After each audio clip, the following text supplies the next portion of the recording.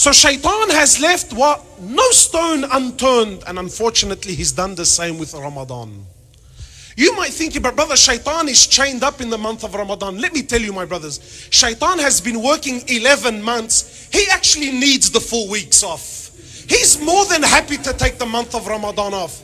He's been winding you and up so long. You know, like there used to be a phase, the fidget spinner. You know the fidget spinner?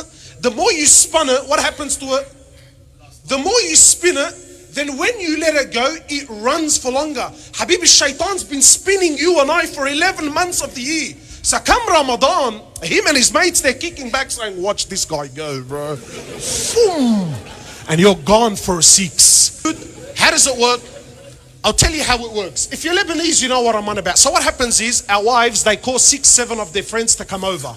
6, 7 of the friends. These are the people who don't have time for Qur'an. We don't have time to fix our tarawih. We don't have time to fix our tajweed. We don't. But the rijal of the house, brother, he needs to eat wara'init, brother. So, okay, so now she calls 7 of her friends, and 7 of her friends, they come over for the subhi. Have you seen the subhi? So it's amazing. Yes, 6 of us, they all come down. They grab these vine leaves with this meat and this 4-5 hour backbiting, slandering session. So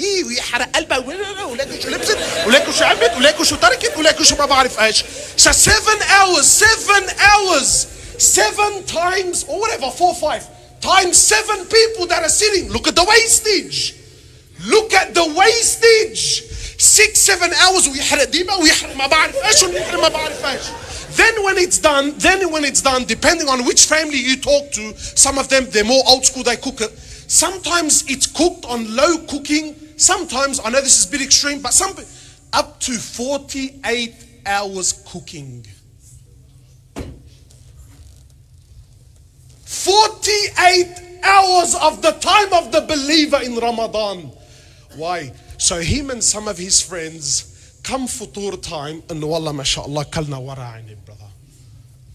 Look, Allah subhanahu wa ta'ala in multiple places in the Qur'an, multiple areas, Allah subhanahu wa ta'ala reminds the human being that, O son of man, take shaitan as your enemy. You know, for Allah, He can say something once and that's it. We understand, it's in the Qur'an. If it made it to the Qur'an, we understand its importance. Take him as an enemy. He is a sworn enemy. Don't follow shaitan. Don't follow the whispers of shaitan. Allah goes to the extent saying, don't follow the footsteps of shaitan. Again and again, don't follow, watch out. Take him as an enemy. So probably thinking that what's shaitan got to do with the month of Ramadan? Almost every sheikh has mentioned that, come the month of Ramadan, shaitan is chained away. The reality is, my brothers, shaitan has worked for centuries on this ummah, and he has worked for centuries to destroy every goodness we have in this deen. I'll tell you what I'm talking about. Alhamdulillah, I was quite fortunate that just a few weeks ago we were in Umrah.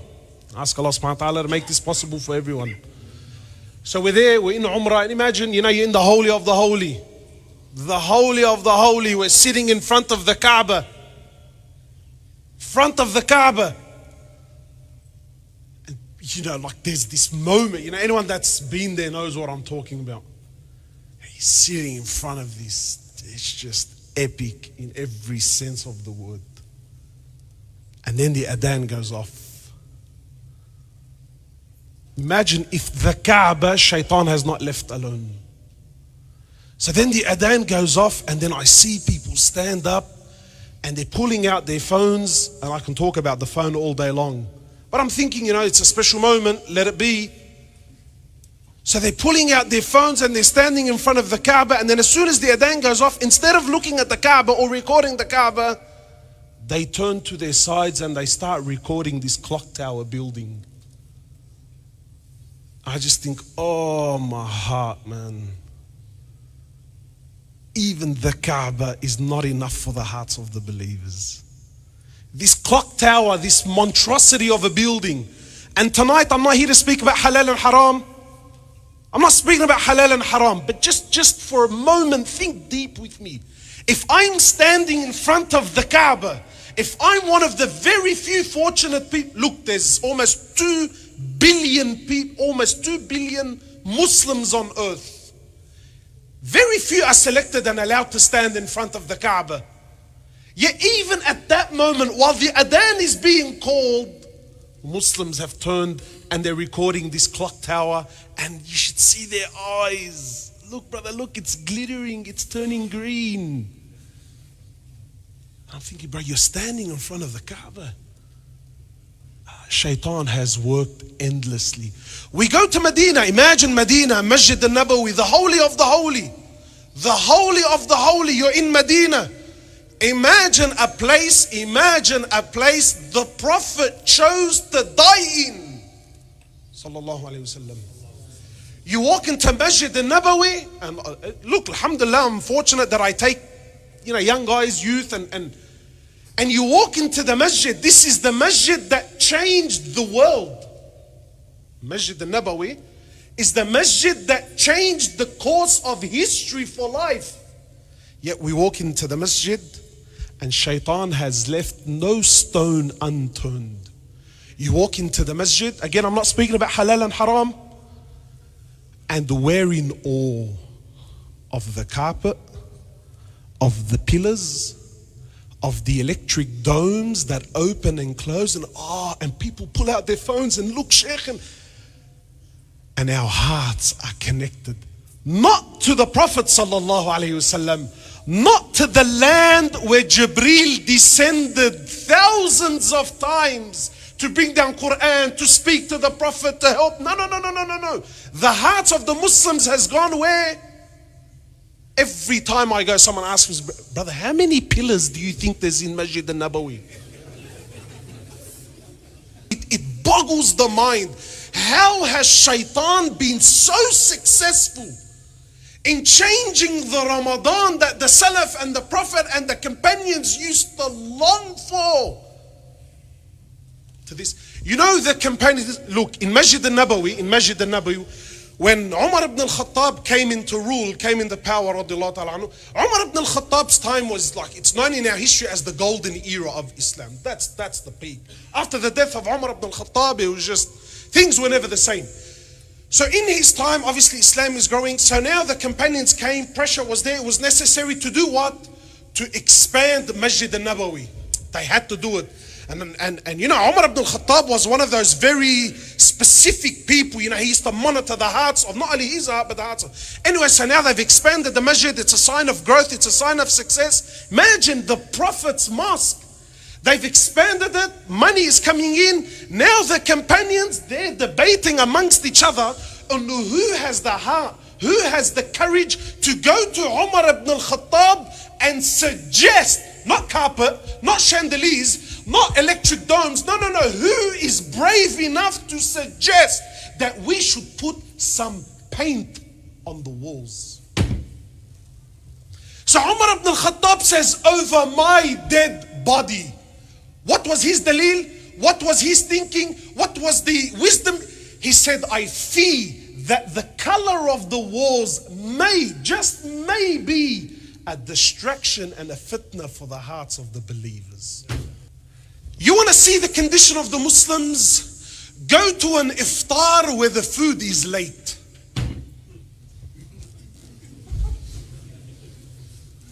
Bala Sheikh or Bala Ballut, bro, where the hell is the food? Brother, wallahi, they've ordered the food, the brother's stuck in the car. Who's the hamar that's driving, brother? Doesn't he know? That's the condition. The month of, look, in the best of times, look, if you're doubtful about me in any way, look, there's 3-4 mashayikh, you come ask any one of them. In the best of times, forget Ramadan, in the best of times, the Prophet never in his life mixed two different foods together. In the best of times. Imagine what happened in Ramadan. Aisha radiallahu ta'ala anha, when she was speaking to her nephew Urwa, she takes an oath by Allah that we used to see the moon, then the moon, then the moon. 2 consecutive months. So it's longer than Ramadan. 2 consecutive months, she said there was no boiling, no cooking, not a single flame was lit in any of the 9 houses of Rasulullah for 2 consecutive months. So Urwa asked, how did you eat? How did you survive? She said, al-aswadan al-tamru wal-ma'. If Omar didn't want to put paint on the walls because lest it should be a fitna, what would have happened to the Prophet if he's seen the way we deal with breaking our fasts? Explain to me how the month of fasting has become the month of feasting. Explain. Can you see shaitan all over it or not? There are foods that are only made in Ramadan. And we've accepted that. There are sweets, they're only made, yani if you went on the day of Eid, brother, you missed it. Ramadan. Who's behind it? Who's behind it? Yallah, keep you busy. Look, shaitan couldn't stop me from standing in front of the Kaaba, but he could take my heart and my eyes away to look at the clock. Shaitan couldn't stop you from fasting, but uqsam billah, he's going to take every opportunity to distract you, man. Allah, let him feast, bro. Let him eat like monsters. Go to any one of these, not last year, before, my wife said to me, buy bread. The day before Ramadan, I wasn't thinking, I thought, all right, I'm going to buy bread. I walked into the guy, I said, brother, is there any bread? He looked at me, and brother, what are you smoking? Bread? Ali Habibi, makhallu sesame seed. Nothing. They polished the shop. So I thought, wallahi, I said to him, brother, are you closed tomorrow? He said, no, I'm open. Consume. Business owners prepare. Look, the Salaf prepare for 6 months for Ramadan. Trust me, our Muslim business owners also do the same, but they're not preparing like them. Yallah, containers. Shops open in Ramadan and then they close when? Explain to me how the month of fasting has become the month of feasting. And trends, it's not haram. Please don't come to me, brother. Are you saying, no, it's not haram. But can you see shaitan all over it or not? So because breaking our fast wasn't enough, what did shaitan have to do? He brought out trends. Yallah. A few years ago, we had this musibah that hit the ummah called the camel burger. Were you aware of it? Are you serious, Sheikh? 2 minutes? How is that fair? The camel burger was the musibah that hit the ummah. Muslims in the thousands stood in rows. Brother, the camel burger. We became fuqaha. Brother, I heard if you eat camel, you need to make wudu before and after. It jannanit the area. Camel burgers jannanit the area. It's not haram. Wallahi, it's not haram. But why in this month? Why was this the month that the ummah was obsessed with camels? Then when camels became the norm, what happened to the ummah? It became the deer. When the deer became the norm, last year it was the rabbit. Uqsam billah, the Australian wildlife has become petrified of the month of Ramadan because no one knows who's on the menu next. No one knows who's up next. Yallah, petrified. If it's not camels and burgers and donkeys and whatever we're eating, it's cocktails and mabar. Again, wallahi, it's halal, it's not haram. But I ask you by Allah, is this Ramadan, bro? Is this Ramadan? And shaitan has fooled. And people love it, brother. Don't you like the nightlife? Don't you like the buzz? You know, my brothers, the nights of Ramadan are holier than its days. Did you know that? The nights of Ramadan are more special, they're deeper. The best 10 nights of the year are in when? But the best 10 days of the year are not in Ramadan, indicating that the nights of Ramadan are far more special. So what has shaitan done? What has he done? You know, have you seen in our communities, what has Ramadan become now? It's become this nightlife. It's become this, wallahi, Lakemba's become the new King's Cross. Not King's Cross in the sense of the prostitution, a'udhu billah. No. What do I mean by the new King's Cross? It's the place to be. You know, in the 90s, in the 80s, brother, where do you go to party? You go to King's Cross. No, now we've got the new King's Cross and it's called Lakemba. Halden Street, Lakemba, Allahu Akbar. It's the buzz. It's the place to be. Is it haram to be there? Wallah, it's not haram. But I'm asking you, is that what Allah wants? We're complaining that the brother is leading 20 rak'at. Brother, is this sunnah? How come that takes so long? But you're standing for 45 minutes to eat a donkey and a burger. That's not a problem. It's not a problem. So the nightlife. And brother, you know, even the non-Muslims are in. Do you think the non-Muslims are coming because, wallah, they're learning about Allah? And we're fooled. And we're fooled. Yallah. The nightlife, the buzz. This is the Ramadan, brother. And look how shaitan, remember, oh ye, what's he been doing? Yes, come Ramadan, Habibi, he's kicking back and he's laughing. Look at the fools. And we're not fools, my brothers. We're honorable people. Please, please see shaitan all over it. Don't take part in these places, man. Don't fall for these trends. Our women who we complain, oh ye, our women, have some rahmah, have some rahmah. Simple foods, man, simple foods. Anything, wallah, anything you can put together in an hour, hour and a half tops. Some soup, anything. Sure, anything, brother. Brother, I've been fasting all day, brother. Look, again, you know, as men, it's funny. But these women who, brother, so how do they spend their Ramadan? How? Sure, cooking, bro. Wallahi jnoon. Wallahi jnoon. You know, like if you're not Arab, I don't know. Are you guys familiar with this food? It's called wara anib. Anyone here familiar with it? Again, this is my personal opinion. I'm not saying this is deen. I believe this is the food of shaitan. Definitely, bro. Wallah, if it was up to me, I'll make this food haram. I'm not saying it's haram, remember what I'm saying. But just the idea. Why? I'll tell you this food, it's an amazing food. It tastes beautiful, absolutely. Why? But because it's satanic, it's beautiful. So this food, how does it work? I'll tell you how it works. If you're Lebanese, you know what I'm on about. So what happens is, our wives, they call 6, 7 of their friends to come over. 6, 7 of the friends. These are the people who don't have time for Qur'an. We don't have time to fix our tarawih. We don't have time to fix our tajweed. We don't. But the rijal of the house, brother, he needs to eat wara anib, brother. So now she calls 7 of her friends, and 7 of her friends, they come over for the subhi. Have you seen the subhi? That's amazing. Yes, 6 of us, they all come down. They grab these vine leaves with this meat and this 4-5 hour backbiting, slandering session. So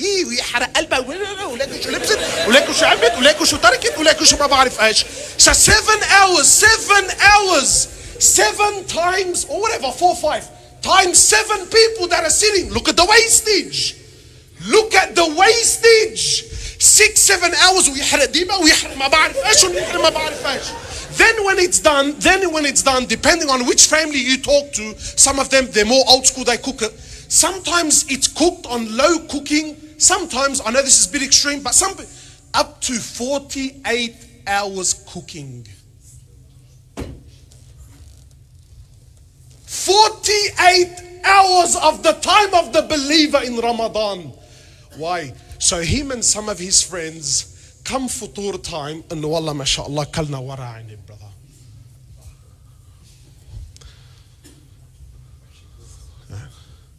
Can you see shaitan or not? Yallah. And here's the other dilemma. Tell your wife this year there's no cooking in Ramadan. Wallahi, بتفوت بحالة بتفوت بالحيطان. Yeah, what am I gonna do? Because we don't know anything else. Like what do we do?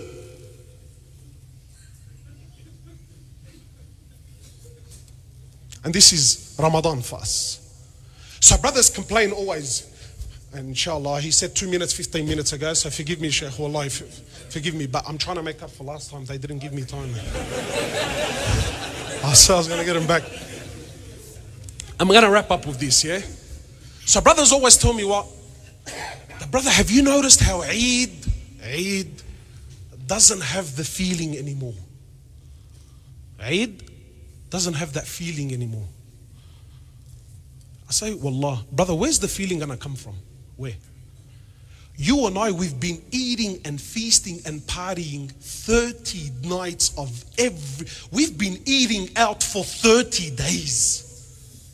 You've been having hulu and sweets and argili and my cousins and my tata and my amma and my khala for 30 days. Yes, I come Eid. What feeling are you expecting, brother? What feeling are you expecting? Come Eid, what do you expect? There's no celebration for you. You've been partying for a month. You've been partying for a month. Look, honestly, what do you expect to feel? Guess who Eid is really for? The guy that hasn't had a single invitation. He's been doing his Maghrib in the masjid, breaking his fast. He's here for Isha, praying his Taraweeh, monitoring. And he thrashes himself for 30 days, eating little, trying to push and push and push and push. Yeah, when the day of Eid comes, and he hugs the brother that's been praying for 30 days next to him, and his eyes tear up, and there's that moment. And do you think Allah accepted us, brother? Yeah. That's Eid for the believers. What's Eid for you and I? Wallah, Eid is the ugliest day in my calendar. Wallah, it's the worst day in my... Ijnoon. I have to go to the masjid and look good. My abaya has to be ironed. You know, my wife had a heart attack that I came today and I didn't iron my abaya. Right? You're mbahdal, you're a jirsa, you're a wallah jirasat. She freaks out. So now I have to go home. You've just done the last 10 days of i'tikaf. Now you got to run home.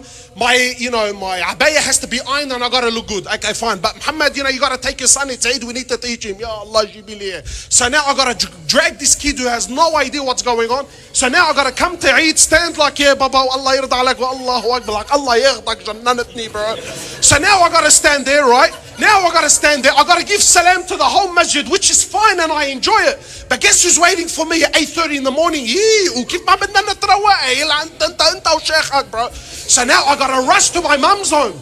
Now I have to rush to my mum's home, and of course the kids, they look like they've all walked out of catalogs, bro. The Louis Vuitton, wal maba'arif ash, wal qasas, wal hikayat. See, we think it's funny.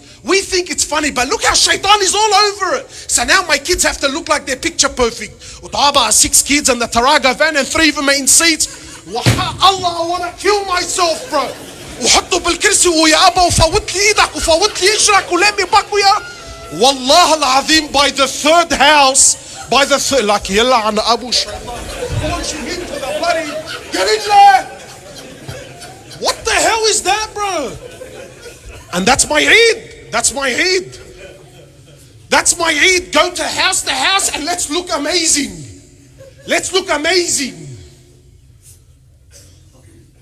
And you're telling me, brother, how come I don't feel anything in Eid?